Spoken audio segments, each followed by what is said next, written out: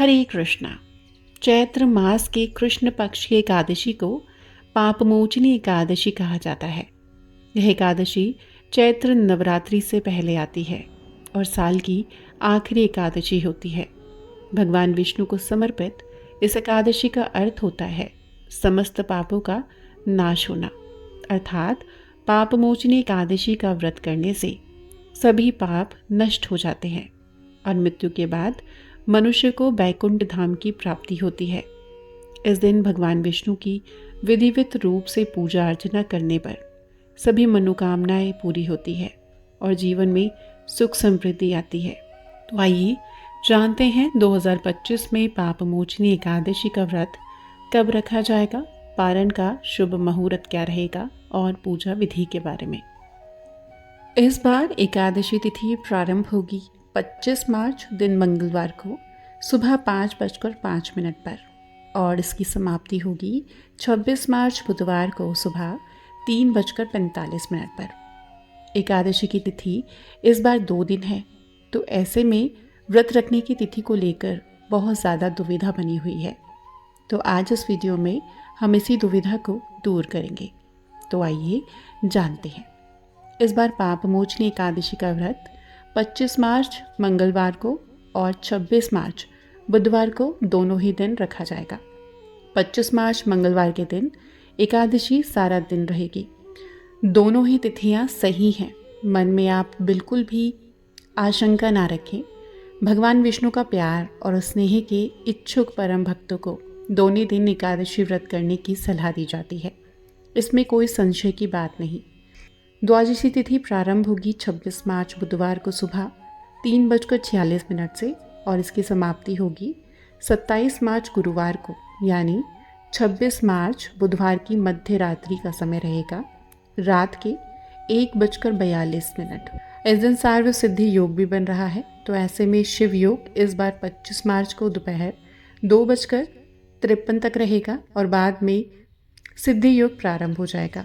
26 मार्च को सिद्धि योग दोपहर 12:26 तक रहेगा और बाद में साध योग पूरा दिन रहेगा। और अब जब इस बार एकादशी का व्रत 2 दिन रखा जाएगा, तो ऐसे में दोनों ही दिन पारण मुहूर्त अलग अलग प्राप्त होंगे। तो ऐसे में ध्यान रखिएगा कि एकादशी का व्रत पारण द्वादशी तिथि समाप्त होने से पहले अति आवश्यक है। यदि द्वादशी तिथि सूर्योदय से पहले समाप्त हो गई हो तो एकादशी का व्रत का पारण सूर्योदय के बाद ही होता है। द्वादशी तिथि के भीतर पारण ना करना पाप करने के समान होता है। एकादशी का व्रत का पारण हरिवासर के दौरान भी नहीं करना चाहिए। जो श्रद्धालु व्रत कर रहे हैं उन्हें व्रत तोड़ने से पहले हरिवासर समाप्त होने की प्रतीक्षा अवश्य करनी चाहिए। तो इस बार 25 मार्च मंगलवार को पापमोचनी एकादशी का व्रत जो रखेंगे वह व्रत का पारण 26 मार्च को करेंगे और समय रहेगा दोपहर के 1:41 से शाम के 4:08 तक। आप इस बीच में अपने व्रत का पारण कर सकते हैं और इस दिन हरिवासर समाप्त होने का समय रहेगा सुबह के 9:14 पर। अब बात कर लेते हैं जो लोग 26 मार्च बुधवार को व्रत रखेंगे, तो वह पारण करेंगे 27 मार्च को और समय रहेगा सुबह के 6:17 से सुबह के 8:45 तक। इस दिन द्वादशी सूर्योदय से पहले समाप्त हो जाएगी। तो जो समय आपको बताया गया है आप इस दौरान अपने व्रत का पारण कर सकते हैं। पापमोचनी एकादशी के दिन ब्रह्म मुहूर्त में उठकर स्नान आदि से निर्वृत्त होकर स्वस्थ वस्त्र धारण करें और व्रत का संकल्प लें।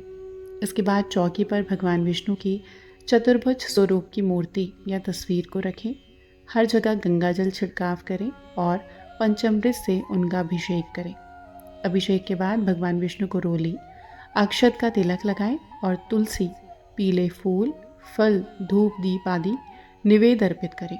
भगवान विष्णु के सामने घी का दीपक जलाएं और भोग लगाएं, उनकी आरती करें। भगवान विष्णु के मंत्रों का जाप करें और फिर पापमोचनी एकादशी व्रत और विष्णु सहस्त्र नाम का पाठ करें। दिन भर उपवास रखें और शाम के समय भी भगवान विष्णु की आरती करें और रात के समय जागरण करें। अगले दिन ब्रह्म मुहूर्त में उठकर पूजा पाठ से निर्वृत्त होकर ब्राह्मण को भोजन कराएं, दान दक्षिणा दें और उसके बाद पारण समय के अनुसार अपने व्रत का पारण करें। हरे कृष्णा। ये थी आज की वीडियो। अगर आपको पसंद आई हो तो एक लाइक अवश्य कीजिएगा। चैनल पर नए हैं तो सब्सक्राइब कर लीजिएगा और कमेंट बॉक्स में हरे कृष्णा अवश्य लिखिएगा।